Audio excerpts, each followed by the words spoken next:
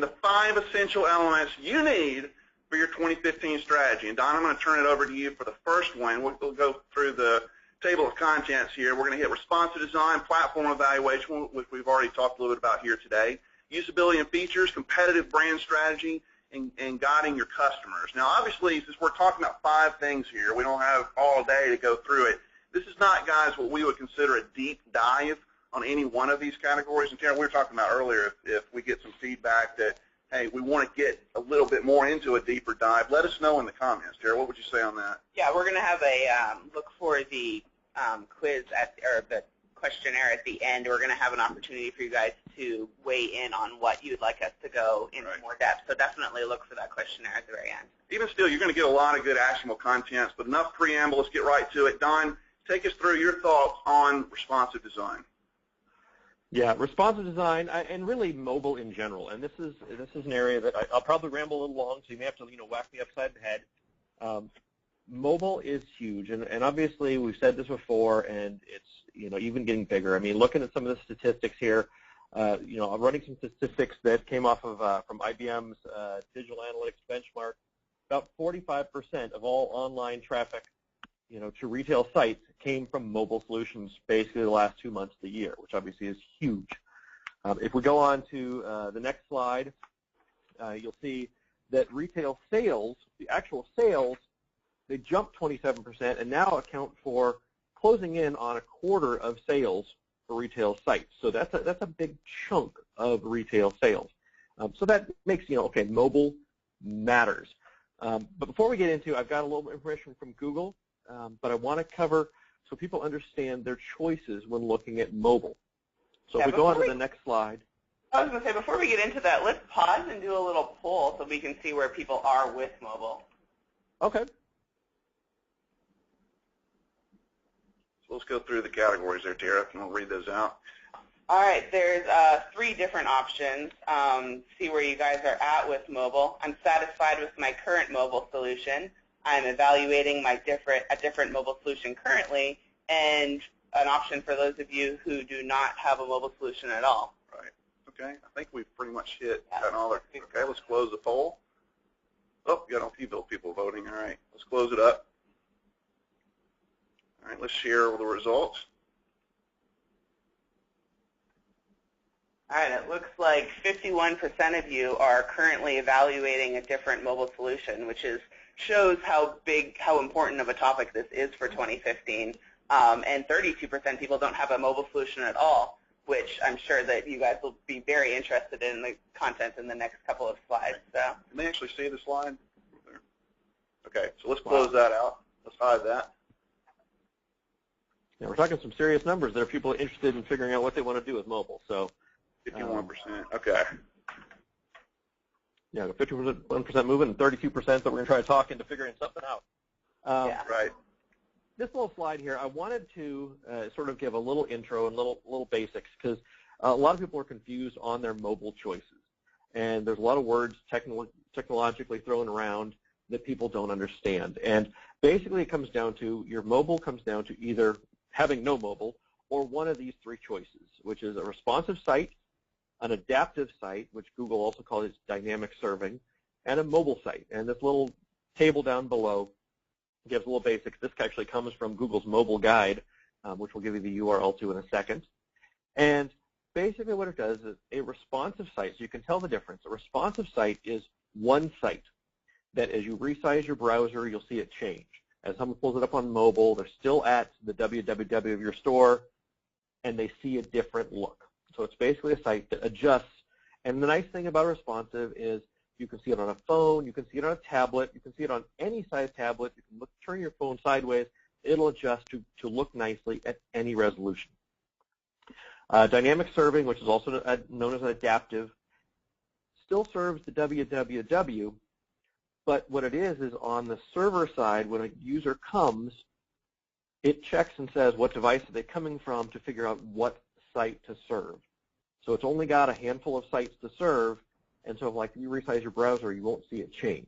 So that requires the actual server support it. So I don't want to go into details a lot on that, but just to give you a little info. And then, of course, you have an option for a mobile site, which is where you have a separate URL. That's like if you go to a site and you go to www.mystore.com, and all of a sudden you notice on your phone you're at m.mystore.com. It basically has a separate site.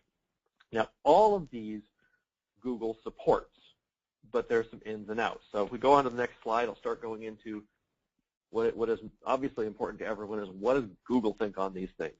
As I mentioned, Google supports all three of those sites, a mobile site, an adaptive site, and a responsive site. A responsive site is what Google is their recommended design pattern.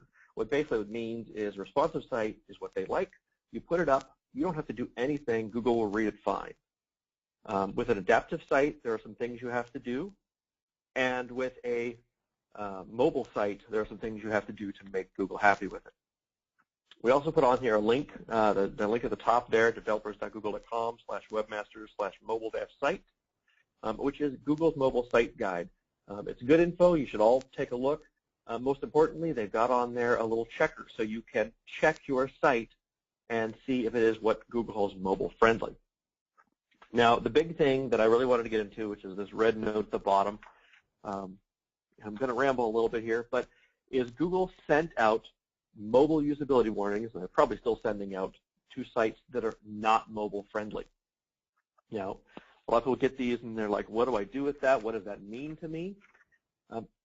Google over the past couple of months has been testing out a number of different things in regards to mobile SEO, and this is why it's important with 45% of browsers coming from mobile. One, if you search for your phone or your tablet or whatever, on Google, you'll see a little piece of text underneath the site, under the name and the URL, that basically says that your site is mobile friendly. So obviously, a user sees a mobile friendly site, they're more likely to click through. But they've also been testing some changes in their algorithms. I don't know when they're going to roll it out. It seems like soon if they're giving this mobile usability warning. But they are going to be basically on mobile search promoting mobile-friendly sites. So if your site is not mobile-friendly or does not have something that Google considers mobile-friendly, that is going to impact your mobile SEO. There's a lot more we could go into on this, but I wanted to give you that information because it's so critical that Google's starting to really look at your site being mobile-friendly. To wrap up responsive design, basically when you're looking at getting responsive design, or really any mobile site, really it's important that you look and make sure you're getting a good quality site. This is what your visitors are going to see and they're going to use. They want it to be fast. They want it to be useful. They don't want to see any weird quirks, and they want to have as much as possible the same functionality on a mobile site that they do on a full desktop. It's not entirely possible, but that's what they're looking for, is as much as possible, not to slim it down. So it's important to look for that quality when you look at it. Don't, if you're getting a $300 responsive design built for you, there's a reason it's a $300 one. There are some good templates. I'm not going to say there aren't good templates, but just know that there's maybe some limits, some gotchas, some hiccups if you want to add to those. And so plan on it costing. Doing a full, from scratch, this is not a templated one, a full scratch design can run 2 to 2.5 times the cost of doing a regular desktop site for a good responsive design. But remember, this is going to pay off long term. For your visitors, they're going to buy, they're going to like the site, and we've seen it happen time and time again. And so there's my high-speed run-through on responsive design. Hopefully I didn't wear you all out. You're still breathing there, Eric? No, that's great feedback, Don. I know that the attendees are really getting into it as well. Guys, if you have any comments or questions about what you're hearing, please let us know in the webinar box there. But Don, let's go right into platform evaluation, and we can certainly answer any other questions about responsive as we go, but let's go right into that. All right, we have a poll for you guys. Oh, we have a poll. Okay, sorry. That's fine. Regarding platform evaluation, it's regarding platform evaluation to kind of see where you guys are at before we get into it. Okay. I love polls, Don. Go ahead. I'll launch that poll for you guys. Give you about 30 seconds to answer. How are you guys feeling? Do you like it? Are you kind of lukewarm about it, or are you about ready to jump ship? We just kind of want to know where you guys are at.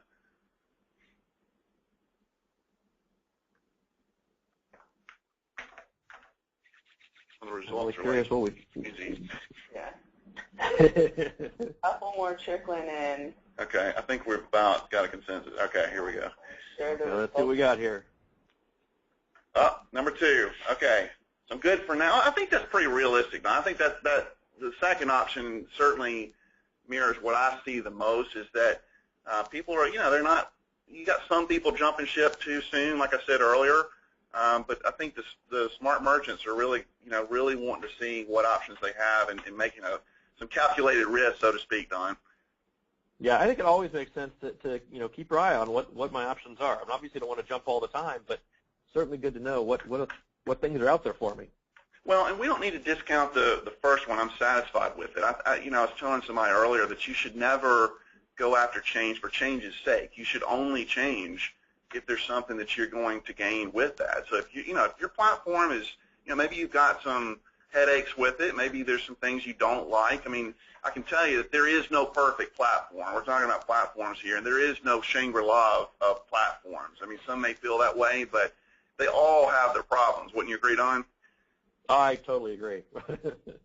Yeah. All right, let's keep going here. Okay, I got my legs ready. I'm ready to run here. All right. Moving on into platforms, this is just a little graph. This is not exact. There are many ups and downs on every single platform, but this is just a way to try to show that as a rule, when you're looking into platforms, if you get something that's simple and easy to use, as a rule, it is less flexible on what you can add to it or create on it. It's not. This is, once again, there's pluses, minuses, and don't take this as exact.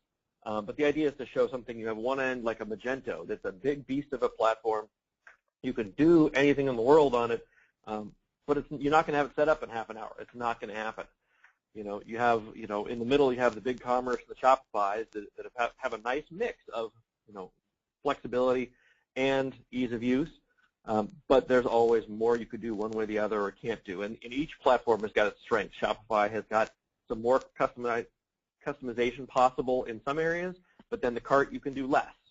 So just to give you an idea, just to show there is no, once again, perfect platform. I'd love something that's a 10-10, easy to use and can do everything on the planet. But I haven't built that yet, and I haven't found it yet. So most importantly, as Eric knows, as we've gone through, both of our teams have worked on many of these platforms. The key when I get asked, what platform should I go to, and the key is looking at what do you need. You need to come up with a list of what do you need technically. What abilities in the front end, for the users, for the visitors. What do you need for order processing in the back end? And so make a list of what you have to have, what would you like to have, and then try to hit as many of those as possible, because there's just no way to know for sure without really digging into it. You can look at a front end like a Shopify or BigCommerce and go, oh, it's got everything, and then you find out later if you didn't plan it that, oh, it didn't have this. I didn't look for that. So, right. Don, if I could interject real quick, I think you're giving some really good advice, and that's so on target. I really just want to underline this because I see so many merchants that buy the hype that the platforms are putting out there, and the platforms are doing a really good job marketing themselves. But they essentially say a lot of the same messaging. They're saying, look, our platform is easily customizable. You can do anything on our platform. It's easy to use, et cetera, et cetera.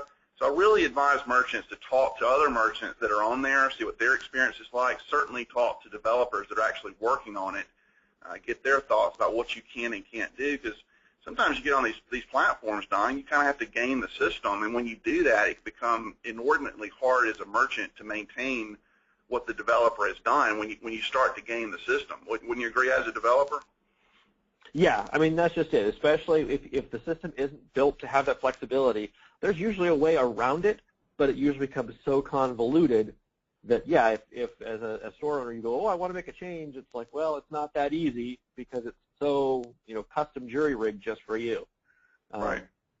A lot of these platforms, as we see here with, third-party apps, I just wanted to mention, some people love having third-party apps. Some people hate them. I don't want to have to pay anything extra. But I honestly think that when looking at your platforms, look at the app marketplace. Look at what's out there. Here we've got reviews of the apps. because a lot of times the apps can provide some functionality that the platform doesn't provide, or in many cases provide better functionality. There'll be some platforms that have got certain things that we'll talk about some of these features later. They're built into the platform, but they're not the greatest. They're okay, they're fine, they're basic. So you want to keep an eye out for third-party apps, just when you're looking at platforms. And then I think the last point on here is shopping portals. And that's the, do I sell on Amazon? Do I sell on buy.com? Do I sell Rakuten now? And as a merchant, I think you have to evaluate them. They all, or many of them, have the ability to create a store. You can create an Amazon store. You can create an eBay store.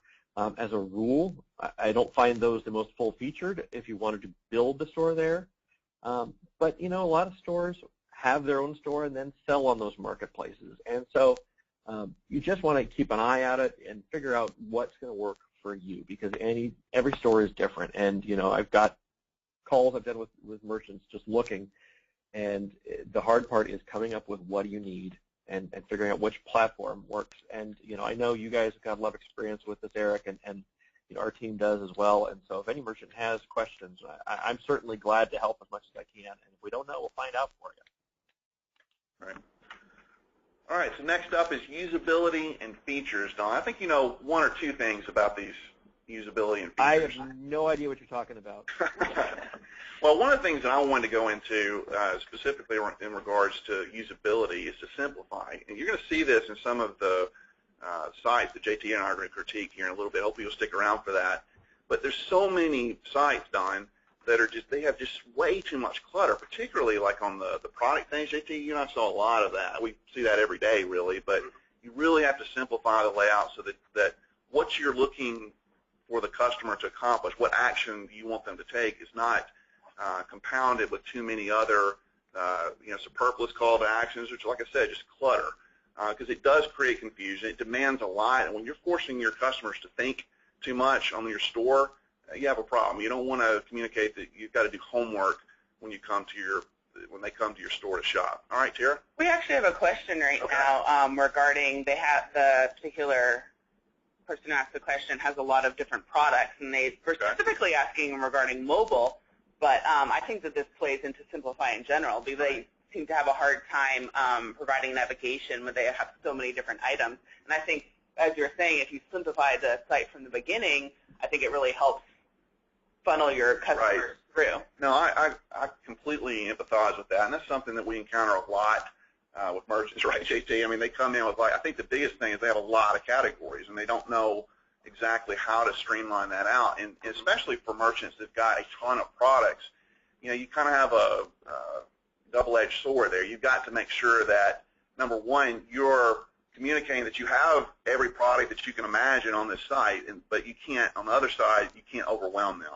And so kind of as a general rule of thumb, this is not a hard and fast rule, as a general rule of thumb, I like to keep the top level categories to around 5 to 7, certainly no more than 10. Specifically, if you're going to move to a top nav versus a left nav, a lot of the sites that we're reviewing here today is kind of old school, really long left nav that's present throughout the site.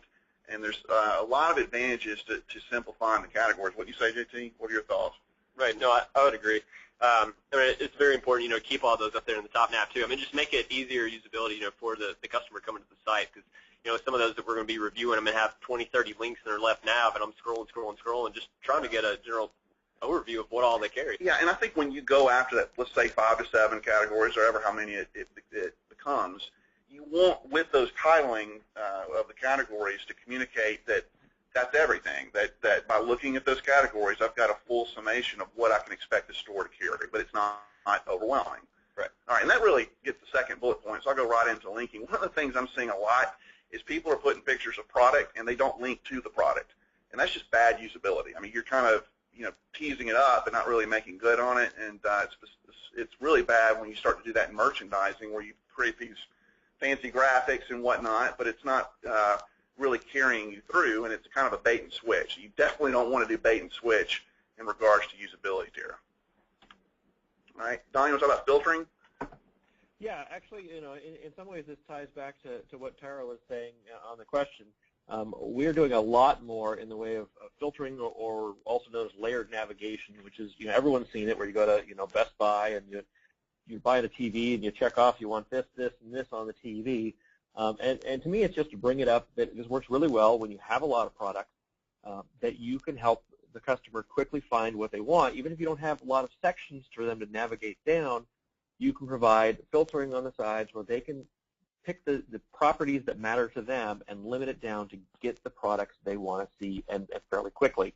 The main thing is making sure that you set up filters that are for the things that this person visiting cares about. We did this for a store that was, very eco-friendly and whatnot, and so they have things that they would have, like gluten-free foods, and they would have a little checkbox for gluten-free, and that's important to their customer. And so I think it's a great way, honestly, to just help the customer really get down to the products they want to. Yeah, and Don, I think it's worth, we've talked about this on a past webinar, but I think it's worth noting that, when not to use a filter, because if you've got a really concise number of products, sometimes a filter can have the opposite effect and clutter up the layout when that's obviously not what you're trying to do. Yeah, same as I've seen stuff where you have pagination on a site, and they've got pagination and it's got 6 products, and it's like, what's the point? You have 6 products. Yeah, 6 products do not necessarily need a filter. All right, Don, what about search? Yeah, search. This is pretty general, but it comes down to search is key. Search is very important. Whether your platform's got it built in, or whether you go to a third party like a Nextopia to get it. Good search can really help your site, particularly when you're looking at mobile. There is just so much that, a customer does not want to navigate a ton on a mobile site. They may want to just quickly find it, and so the better your search is, the better off you are. I mean, that's what it boils down to. We're going to the next bullet here, just to quickly wrap these up really quickly here. Floating cart, mini cart, people ask, should I have it, should I not have it? I personally like having it. I don't know that you need a full floating cart all the time. You don't necessarily need to see every single product. It can be beneficial, but the main thing is that at least they have some clue that something added to the cart. They know how many items they got, how much they're spending. If you can, put something about, if you spend a little more, you get free shipping or something along that line. Large images is a big thing now, especially for, in this world of Pinterest and Instagram. People love pictures, and if your products particularly do well with imagery, go for it. You sell clothes, you sell furniture, things like this. You sell a hard disk drive, for a computer, that's not that exciting. But anything you can do to show, good, detailed, big images. And then, lastly is making sure your site loads well. And even if it's not just straight speed, that it has the perception of speed. There are things you can do that even if your site takes 10 seconds to load, which is long anyways, but let's say it takes 10 seconds to load, it's quite a difference if it's 1 second to display the page and then 9 seconds with a bunch of stuff at the bottom loads that the person doesn't see, versus 5 seconds before the page displays and then 5 seconds more at the bottom. We actually had a question come in regarding whether or not responsive design, the person who asked the question said that they've heard responsive design really slows down the loading of a site. Do you have any specific feedback regarding that? It is going to be slower than an adaptive site or a mobile-only site, and it does load some more resources, but it can be programmed so it is not demonstrably slower. And you actually can do, it done right, you can do some pretty quick loading responsive sites, but it comes down to making sure it's done well. I mean, honestly, it's not a simple process. It's not just we just flip a switch and it happens, but you really can make a good, fast-loading, responsive site. It just takes a little bit of work. All right, JT, we're in our wheelhouse here. We're going to talk about competitive brand strategy. Let's go into that. So one of the things that, I ask any merchant that I come across is, why should somebody, buy from you versus the other guys? You got to ask yourself that question. It's really surprising to me how many merchants that I come across that really don't have compelling answers. I mean, they offer something up. They say, well, we've got good service and a lot of good products, but that's the same thing that your competitors are saying. And so you've got to really look at, what is the compelling answer to put out there to answer that question. And if you don't have a compelling answer, don't really expect for it to be compelling for your customers. So work until you've got a really good answer, because that's really going to define your brand direction, all right? And then once you do have that, then you need to make a promise about it. You need to say, look, this is what we're about. This is what you can expect from our store when you shop with us. I mean, if you're going to say we offer fast shipping, get it on out. You know, if you've got great, you know, curated, expert customer service, make sure you deliver on that. One of the things I like to do whenever I visit a client site, you know, whenever, not the site, when I go to like their warehouse or the physical location, I always like to go up to their customer service rep, Don, and I say, you know, what kind of questions are you getting when people call into your store? And, man, they've got a list. They say, oh, people call in, they're asking about size charts and return policies and all of these things, and it's always great information. And I look at them and I say, well, guess what? Your site is not communicating that. I think if your site was, you know, doing that, you get a lot less calls. Maybe not, you know, all the calls would stop, but certainly a good chunk, you know, if you can have your site communicate that. So put that on the site. Next thing is make sure that whatever the differences are that we're talking about, that they extend into your off-site marketing. Even if you're doing a really good job on the main site, if you've got retargeting ads, I mean, Don, I mean, talk about 2014 wrap-up. I've seen some of those butt-ugly retargeting ads. I mean, it's just terrible. I don't know where they're getting these things. I don't know if, like, targeting companies themselves are doing it, but, man, it's like, oh, my goodness. If you're putting that out there, then, and it's not really emblematic of your great site, you got a problem, you know, because your ads have really got to match up with that. Same with social media newsletters. You got to be consistent across the board. And the big thing here, you've heard me talk about this before. If you've heard me speak before or been to any kind of webinar, you've got to be authentic. You know, I talk to merchants, and they tell me their story. They tell me about what they believe in. You know, they're passionate about the products. But it's just not coming through on the site. And there's really three areas that the authenticity works for. Number one is your audience. You know, it's got to connect with the audience. But two, it's got to be appropriate for the product. You know, if you're this kind of, you know, super serious, ultra professional, clean, but you're selling like, you know, balloons or toys or something like that, you know, then that maybe you need to kind of loosen up. Maybe you need to be a little bit more friendly with the kind of products that you're offering. It's just got to be genuine. And really the biggest gauge of that genuine nature is your company culture. You know, you want to try and convey that on the site, because when people feel like you're into the same stuff that they're into and that you're really excited about that, and that shows with your company culture, that's a huge win. That's why I'm such a big fan of putting that out there. I think, Don, one of the biggest things I see with merchants is they're afraid to do that, either from a privacy concern or they think they don't have to look for it or whatever. But, man, just like let it fly. Put it out there and really let your culture shine so the customers can have a chance to relate to that. I'm a huge believer in that. So, yeah, make promises. Differentiate that. You know, the USP is a term that a lot of merchants don't know, but it just simply stands for unique selling propositions. Post those on your home page, section page, even the JT. We've even seen on the product page when you're putting those value props right there on the add to cart adjacent to that. Right. It's almost kind of a value add that when you click that, you're going to be assured that you're going to get that. We've really seen that be helpful, guys, with the return policy. If you have a great return policy and you advertise that up front, listen, don't hide that in the footer. You know, trot that out and put those USPs out there, okay? And, you know, whatever you can do. We talked about Amazon earlier.